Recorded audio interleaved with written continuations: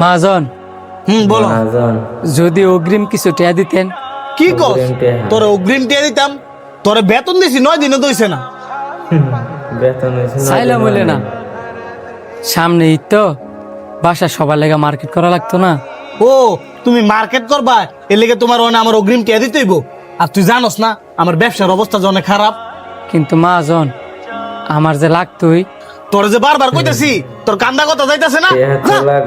ব্যবসার চিন্তা এমনি ভালো লাগে না। হ্যাঁ বাড়াই অগ্রিম টিয়া চাই। তোর কর্মচারীর সাথে কিন্তু তোর এত খারাপ ব্যবহার করাটা উচিত হয় নাই। সে একজন মানুষ, তারও একটা মন আছে। তোর ব্যবসা খারাপ যাইতেই পারে, তুই যেমন তোর ব্যবসাটা লাইগা সারাটা দিন চিন্তা করস, সেও কিন্তু তোর ব্যবসাটা লাইগা সারাটা দিন পরিশ্রম করে।